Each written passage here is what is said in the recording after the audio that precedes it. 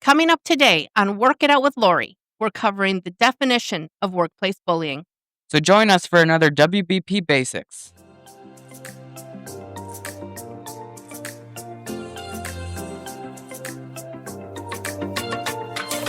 Howdy, WBP crew. Welcome to Work It Out with Lauri, the no-nonsense show for anyone navigating workplace bullying, chaos, or straight-up dysfunction. I'm Lauri Lilly, your host. I'm here to help you make sense of all the drama you're experiencing at work. And I'm Cosmo Esplin, Sir Showrunner and your backstage guide, directly providing Lauri with your questions and workplace dilemmas so you get the practical solutions you need. So what do you say? Let's work it out.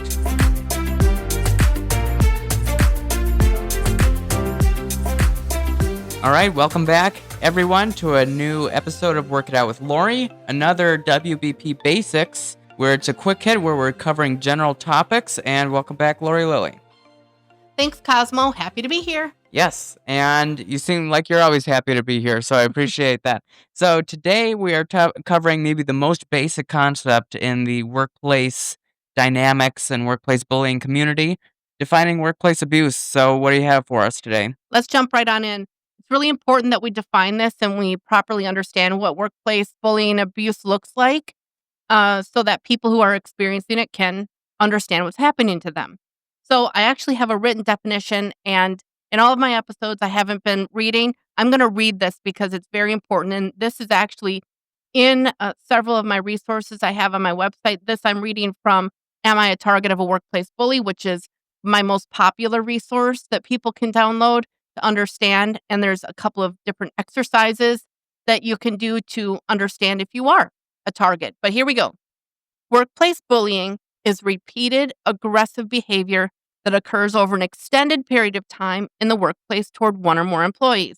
This inappropriate, abusive behavior is intended to cause physical or psychological harm to the target of the bullying. Individuals who are on the receiving end of the negative and often quite subtle abusive behavior and actions are often in situations where they find it difficult or even impossible to defend against the mistreatment. Abusive conduct can take various forms, including, but not limited to, verbal abuse, social isolation and ostracism, applying different standards and oftentimes unrealistic expectations, emotional manipulation, including gaslighting and other mind control methods, threatening, intimidating, and humiliating, condescending behaviors, work interference and sabotage by withholding resources, ridicule and humiliation tactics, ongoing and relentless criticism, excessive performance monitoring, including micromanagement, and coercive control. So those are just a few examples of workplace bullying. In this particular resource I've developed, I've identified dozens of different methods and tactics that bullies can use to actually bully and abuse their targets at work, which is really dark, of course. But the other thing is, okay, so we have the standard of what is workplace bullying. So what is workplace bullying not? It is not incivility. Incivility is considered rude, dismissive, or disrespectful behavior. Incivility is isolated. It isn't this ongoing type of harm that is aggressive and targeted. It's not really a quantifiable pattern. It's not a quantifiable pattern. It's a one-off, and typically it's that same method again and again. It's rudeness, so to speak. Bullying is not incivility. It's also not accountability. With narcissism on the rise, legitimately, there's a lot of people who have problems with accountability. Being held accountable for the responsibilities of your job, the tasks, your work products, that is not bullying. Your leader absolutely has a right to hold you accountable to a standard, and it's important that you're aligned on what those are. It should be fair. It should be based on very clear expectations and what's in your job description. But being accountable is not being bullied. Office politics is not bullying. Office politics looks like relationship building. It can also be manipulative in nature, and it's often used to accomplish an agenda. I would say that imposter leaders are often engaged in a lot of office politics, but It can typically be short term and it may be for a specific mission. So, unless you're noticing that this behavior is targeted to you over a period of time and they're using very harmful bullying tactics that are meant to suppress you, it's typically standard politics and not that of workplace bullying. Guidance, coaching, and mentoring for job performance or poor job performance is also not bullying. And it's really important that we understand these things. There are people who do not do their best job at work. They're not reaching the standards or meeting the expectations of their role.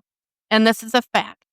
Leaders who observe this track this behavior in a fair, reasonable, ethical way From a balanced perspective. from a balanced perspective and are seeking to coach and upskill and provide opportunities for growth in an abundant manner, right? Providing those resources and trying to help and in a good faith manner, that's not bullying. Now, you can tell the difference. Is this coaching just relentless criticism, right? Is it constant? Is it just this barrage of inappropriate nitpicking? That is not what good coaching looks like.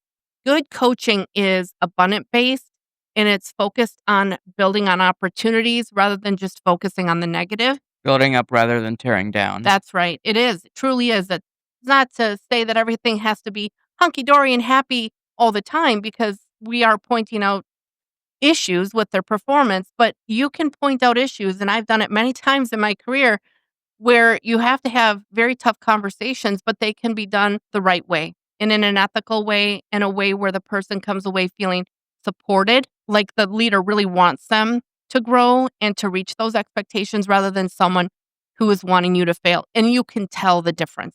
That there's a very clear difference in the way someone will feel if you're getting feedback from an imposter leader and a bully and a true leader who wants you to succeed. Those are just a couple of examples of different things that go on at work that are not workplace bullying. All right. Well, it's very good for folks to listen in and realize what is and isn't workplace bullying. I think that there's a lot of misunderstanding around the topic. People who think that this is bullying or people who think this isn't bullying when it could be the opposite way. It's very good to have a clear definition of what is and isn't included in that description. Thanks, Sir Showrunner. I think so because there's a lot of buzzwords out there these days, and narcissism is one of them. That everyone's a narcissist. Everyone's a narcissist, and it loses its value. The same thing can happen here with workplace bullying.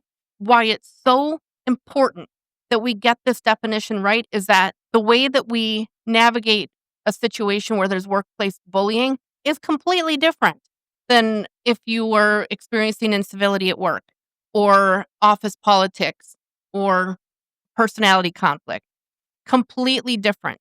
And we don't want to diminish workplace bullying. We don't want it to become something it's not. So having that shared understanding is really important.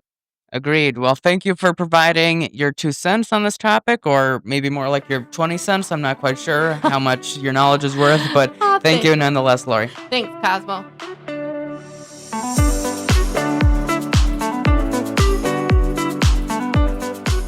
Thanks so much for tuning in to Work It Out with Lauri.